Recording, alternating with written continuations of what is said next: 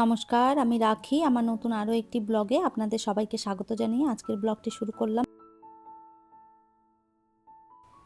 কেমন আছেন আপনারা সবাই? আশা করছি ভালো আছেন আর আমরাও বেশ ভালো রয়েছি। এখন বাজে সকাল ৬টা, আপনাদেরকে সাথে নিয়েই ব্লগটা শুরু করলাম। সকালবেলায় এইমাত্র ঘুম থেকে উঠেছি। ওঠার পরে সমস্ত জানালা দরজা সমস্ত খুলে দিলাম। আর এরপরে চলুন বাইরের ওয়েদারটা আপনাদের একবার দেখাই। সকাল থেকেই বৃষ্টি শুরু হয়েছে। সকাল থেকে বলাটাও ভুল হবে, কাল থেকেই একদম বৃষ্টি পড়ছে। কাল বিকেল থেকে শুরু হয়েছে আর বন্ধ নেই, পড়েই চলেছে। আর তার আগেও দুদিন খুব বৃষ্টি হয়েছিল, মাঝখানটাতে একটু হালকা করে রোদ উঠেছে, আবারও বৃষ্টি, এইসবই হচ্ছে আর কি। যাই হোক, সকালবেলায় ঘুম থেকে উঠে আর এই যে ব্রাশ করতে চলে এলাম। আর এখনও কিন্তু বৃষ্টি পড়েই চলেছে। আর ভয়েসটাও আমি সকালবেলাতেই দিয়েছি, সেই জন্য হয়তো আপনারা বৃষ্টির আওয়াজ পেলেও পেতে পারেন। আর এই তো সকালবেলায় উঠে ব্রাশ করে নিলাম, এরপরে যাব ড্রেসটা চেঞ্জ করে সকালের কাজে আর কি হাত দেব। সকালে ঘুম থেকে উঠে আর এরপরে এই যে চলে এলাম আর কি কিচেনে। এখন হচ্ছে রান্না বসাবো। বিবেকের বাবার রয়েছে অফিস আর বিবেকেরও সাথে স্কুল রয়েছে, তো ভাবলাম যে সকালবেলায় আগে রান্নাটা বসিয়ে দিই। কাল রাতের বেলাতেই বেশ কিছুটা ছোলার ডাল ভিজিয়ে রেখেছিলাম। সকালবেলায় না খুব তাড়াহুড়ো থাকে, তখন ওই সিটি মেরে ডাল করতে গেলে দেখা যায় অনেকটা দেরি হয়ে যায়। তো রাতের বেলায় যদি ডালটা ভেজানো থাকে, একটা সিটি দিলেই বেশ সুন্দরভাবে একদম সিদ্ধ হয়ে যায়। তো ওই জন্যে রাতের বেলাতেই আমি ডালটা ভিজিয়ে রেখেছিলাম। আর এখন এই যে সিদ্ধ বসাতে দিয়ে দিচ্ছি। ছোলার ডাল করব আর সাথে করব রুটি। তো সকালবেলায় এখন বেশিরভাগই রুটি হয়, কেননা বিবেকের বাবা রুটিটাই বেশি পছন্দ করে। অন্য কোনো খাবার সেভাবে খেতে চায় না। আর রবিবার দিন বা শনিবার দিন, যেদিন ছুটির দিন থাকে, সেদিন যে কোনো কিছু খাবার করে দিলে কোনো কিছু বলে না। তবে যেই দিনগুলো অফিস থাকে সেই দিন চেষ্টা করি আমি রুটি তরকারি সকালবেলা করে দিতে। যাই হোক, ওইদিকে বসিয়ে দিলাম ডালটা আর এরপরে নিজেদের জন্য একটুখানি আর কি চা করে নেব। চা করব বলেছি ঠিকই, তবে এখন আর সকালবেলা না চা খাওয়া হচ্ছে না। ২-৩ দিন ধরেই আমরা সকালবেলাতে গ্রিন টি খাচ্ছি। বিবেকের বাবা বলেছে সকালবেলায় আর চা খাবে না। তো যাই হোক, নিজেদের জন্যে দুজনের জন্যে ২ কাপ গ্রিন টি আর কি বসিয়ে দিলাম। তো এই গ্রিন টিটা আমি নিয়ে এসেছিলাম আর কি আমাদের এখান থেকে, বাজার থেকে আর কি। তো লুজ গ্রিন টি নিয়ে এসেছিলাম। এত ভালো গ্রিন টিটা কি বলবো আপনাদের। তো যাই হোক, এই যে বসিয়ে দিলাম ১ চামচ গ্রিন টি দিয়ে, আর শুধু জল দিয়ে বসিয়ে দেব। এর মধ্যে আর কিছুই দেব না, ফুটে গেলেই আর কি হয়ে যাবে গ্রিন টি। আর এই তো গ্রিন টি হয়ে গেছে আমার রেডি। ওইদিকে ডালটাও সিটি পড়ে গেছে। আগে চলুন ভালো করে দুজনে বসে গ্রিন টিটা খেয়ে নিই, তারপরেই আর কি রান্নাটা শুরু করব। এই মুহূর্তে আপনারা যারা আমার ভিডিওটি দেখছেন, প্লিজ একটি লাইক করে দেবেন। আর আমার ভিডিওর কোনো অংশ যদি আপনাদের ভালো লেগে যায়, কমেন্ট করে জানাতে ভুলবেন না। এই ধরনের ভিডিও যদি আপনারা আরও দেখতে চান, চাইলে কিন্তু আমার চ্যানেলটিকে সাবস্ক্রাইব করেও রাখতে পারেন। কাজটি যারা অলরেডি করে রেখেছেন তাদের অসংখ্য ধন্যবাদ। সোনালী মণ্ডল দিদিভাই আমাকে কমেন্ট করেছে, আজ রবিবার, রান্না শুরু করার আগেই তোমার ভিডিও দেখে এনার্জি নিয়ে নিলাম। তোমার মতো রুটি করার চেষ্টা করব। আমাদের প্রতিদিন রাতে রুটি হয়, এভাবে করলে শরীরের পক্ষেও ভালো। ভিডিওটি খুব ভালো হয়েছে, না বলে পারলাম না। সত্যি প্রতিদিন ভিডিওতে কিছু না কিছু শিখি। থ্যাংক ইউ সো মাচ দিদিভাই, এত সুন্দর একটা কমেন্ট করার জন্য। এইভাবেই পাশে থাকবেন। সীমা দিদিভাই আমাকে কমেন্ট করেছে, শুভ সকাল রাখি, সুন্দর ভিডিওটা, বিশেষ করে পুজো সুন্দর হয়েছে। অনেক দিন পর মা বাসাতে গেলে মা কেমন আছে জানাবে। মায়ের হাতের রান্না কি মজা। থ্যাংক ইউ সো মাচ দিদিভাই। হ্যাঁ গো, অনেক দিন পরেই আমি মায়ের বাড়িতে গিয়েছিলাম আর মায়ের শরীর ভালো আছে। তবে খুব যে ভালো আছে তা নয়, মাঝে মধ্যে খারাপ থাকে, আবার মাঝে মধ্যেও ভালো হয়। তো এই করেই আর কি চলছে।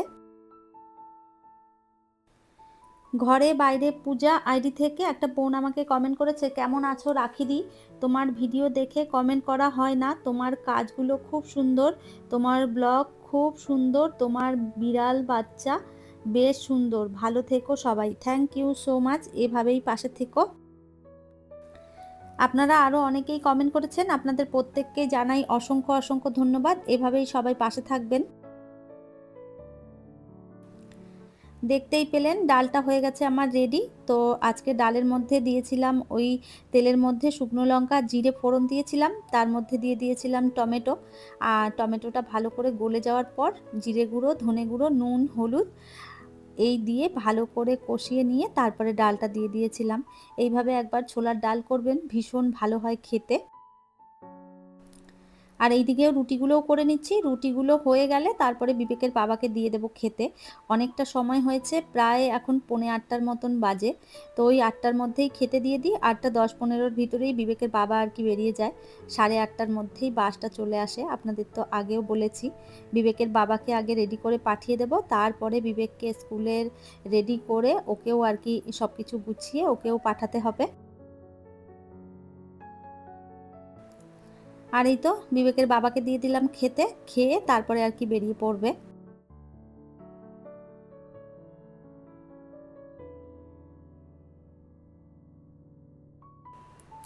আর এই যে বিবেকের বাবা বেরিয়ে যাচ্ছে আর আমাদের লুসি দেখুন কোথায় উঠে বসেছে। তো এর আগের দিন আমাকে একটা বোন কমেন্ট করেছিল যে আমি যেন তাকে আমার বিড়ালের বাচ্চা দুটো বেশি বেশি করে ব্লগে দেখাই। তার খুব ভালো লাগে। আপনারা অনেকেই কমেন্ট করেন যে আমার লিও লুসিকে দেখতে আপনাদের ভীষণ ভালো লাগে। সত্যি ওরা এত কিউট, ওদেরকে দেখলে সত্যিই মন বেশ ভালো হয়ে যায়। তো যাই হোক, এই যে বিবেকের বাবাকে ছেড়ে দিয়ে তারপরে এখন এই যে চলুন বিবেককে সমস্ত কিছু গুছিয়ে ওকেও স্কুলের আর কি রেডি করে দিই। বিবেকের বাবা তো চলে গেল আর এখন বিবেকের পালা।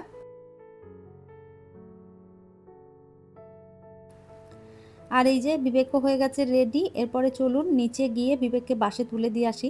আর হালকা হালকা বৃষ্টিটা পড়েই চলেছে, একটু কমেছে।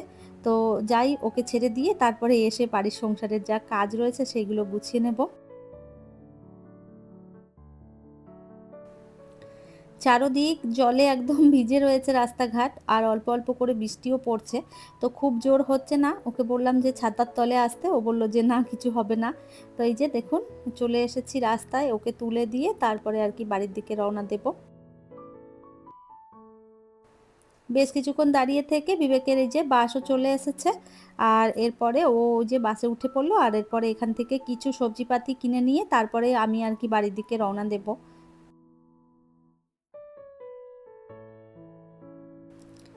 আর এই তো জিনিসপত্র টুকটাক যা যা কেনার ছিল সেগুলো কিনে নিয়ে বাড়িতে চলে এলাম। আর এরপরে এখন শুরু হবে সংসারের কাজ। এখন বেজে গেছে প্রায় ওই 9:30টার বেশি বাজে আর কি। সবজিপাতি নিতে নিতে অনেকটা সময় কেটে গেছে। তো এই যে টুকটাক সবজি নিয়েছি, এখন এইগুলো এরকমই থাকুক। তাহলে চলুন ওইদিকে কাজ বাজগুলো সেরে নিই, তারপরে সবজিপাতি যা আছে এগুলো ঠিক করে গুছিয়ে রেখে দেবো পরে। বিছানার চাদরটা চেঞ্জ করব, তার আগে সমস্ত কিছু নামিয়ে নিই, তারপরে বিছানার চাদরটা আর কি চেঞ্জ করে দেব। আর এই যে দেখতে পাচ্ছেন ক্যাবিনেটটা সরিয়ে আমি জানালার সাইডে করে রেখেছি। তো এইভাবে রাখতে না আমার ঘরে অনেকটা জায়গা বেরিয়েছে। তবে কেমন লাগছে সেটা আপনারা কমেন্ট করে জানাবেন।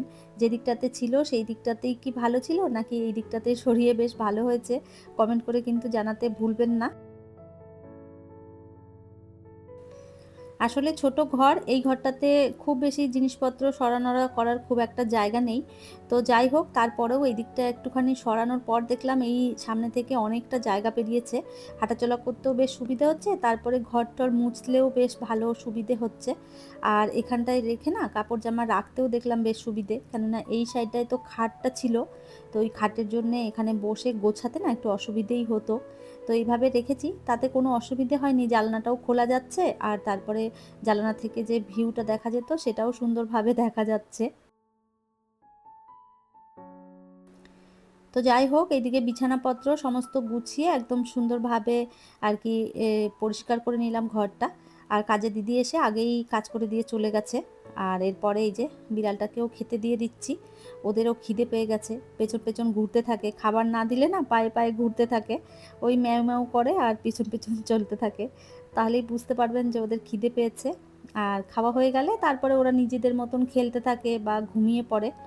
তো যাই হোক এই যে, আর এর আগের দিন একটা দিদিভাই আমাকে কমেন্ট করেছিল যে আমি যেন একটা বাটিতে জল দিই আর একটা বাটিতে খেতে দিই। তো সেটাই আজকে করলাম। আর ওইদিকে আমি এই যে ভাতটা বসিয়ে দিয়েছি আর এদিকে দুধ গরমটাও বসিয়ে দিলাম। আওয়াজ পেয়েই আমি বাইরের দিকে ছুটে এলাম। দেখলাম যে এখান থেকে সবাই আরকি বাবার মাথায় জল ঢালতে যাচ্ছে। তো এই জল ঢালতে যাওয়ার সময় দেখি যে গান-টান বাজিয়ে একদম নাচতে, নাচতে সবাই যায়। দেখতে বেশ ভালোই লাগে। এখানে দাঁড়িয়ে, দাঁড়িয়ে বেশ কিছুক্ষণ আমি এইসবই দেখছিলাম। ভাবলাম একটু ভিডিও করি। যাই হোক, ওইদিকে আমি রান্নাবান্না সমস্ত গুছিয়ে রেখে তারপরে এই যে স্নান করে নিয়েছি। আর এখন যাবো আরকি আমি পুজো করতে। তো রান্না বলতে আজকে শুধু ভাত করেছি আর ছোলার ডাল সকালেই করেছিলাম সেটা রয়েছে। আর কালকে রাত্রেবেলায় করেছিলাম চিকেন সেটাও রয়েছে। তো ওইজন্যে আজ আর বেশি কিছু রান্না করিনি। শুধু ওই ভাতটা করে নিয়েছি। তো রান্না হয়ে যাওয়ার পর আমি স্নান করে এই যে পুজো করতে চলে এলাম। সকাল, সকাল স্নান-টান করে পুজো পাঠ করে নিতে পারলে না বেশ আলাদা মনে একটা শান্তি হয়। তো ওই যে সকাল, সকাল বসেই আমি এই যে পুজো করতে বসে পড়লাম। আর খুব বেশি ফুল আজকে পাইনি। আজকে গাছের কটা ফুল ছিল সেইগুলো দিয়েই আরকি পুজো করছি। তো এই কটা ফুল আমার গাছেই আরকি ফুটেছিল। তো যাই হোক, যা পেয়েছি এটা দিয়েই সুন্দরভাবে সাজিয়ে গুছিয়ে পুজোটা আরকি করে নিচ্ছি। আপনারা অনেকেই আমার পুজো দেখতে ভীষণ পছন্দ করেন। বিশেষ করে সীমা দিদিভাই সবসময় কমেন্ট করে আমাকে বলতে থাকে যে আমার পুজো নাকি তার ভীষণ ভালো লাগে। আমি পুজো পাঠ করতে ভীষণ ভালোবাসি। আমার সত্যি কথা বলতে পুজো পাঠ করলে না আমি মনের ভিতরে একটা আলাদাই শান্তি পাই। তো যাই হোক, এই যে পুজো হয়ে গেছে কমপ্লিট। এরপরে চলুন বাকি কাজকর্মগুলো গুছিয়ে নেব।